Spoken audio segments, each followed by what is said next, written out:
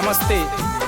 हम गायक सूरज यादव सवरिया जौनपुर की पावन धरती से आज बड़े दुख के साथ कहना पड़ रहा है, हमारे गार्जियन, हमारे गुरु स्वर्गीय संतोष यादव जी अब इस दुनिया में नहीं रहे। उनका असमय से जाना हम सभी कलाकार परिवार के लिए एक दुखद घटना है। प्रभु, आप हमारे प्रभु जी को अपने श्री चरणों में स्थान दीजिए। छोड़ी के गईला काहे ना मोहैला, दिहला तू सब के रवाई हो। ए भैया हो, हे भैया हो, कहाँ तू गईला पराई हो। हाँ, काहे तू गईला बिसराई हो।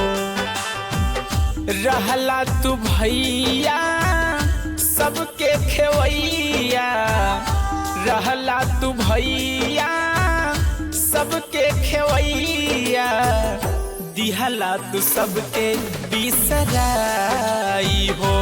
भैया संतोष नमवा याद आई हो।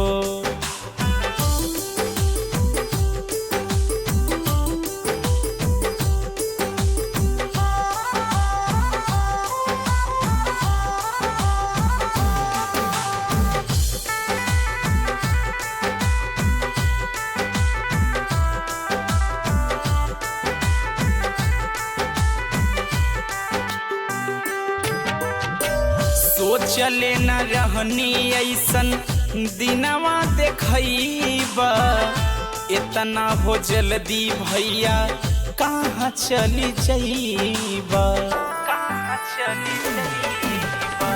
सोचले न रहनी ऐसन दिनवा देखैबा, इतना हो जल्दी भैया छोड़ी चला जाइबा। सूझे ना युपैया रोवे बाबू भैया, सूझे ना युपैया रोवे बाबू मैया, कहाँ गईले पापा बिसराई हो। हाँ, सबही के दिहला तू रोवाई हो।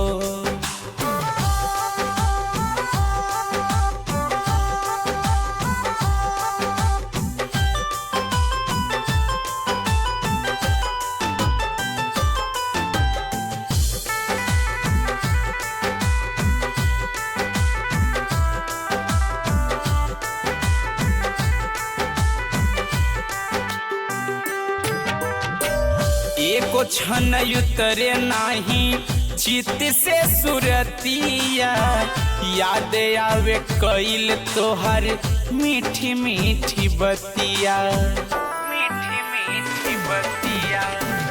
एको क्षण उतरे नाही चित से सुरतिया, कैसे बताइब गुरुजी कइली राउर बतिया। निकलल जनाजा जब दिखल कमैया, निकलल जनाजा जब दिखल कमैया, कहाँ चली गईला संतोष भैया हो। हाँ, कैसे बनी है सूरज अब गवैया हो।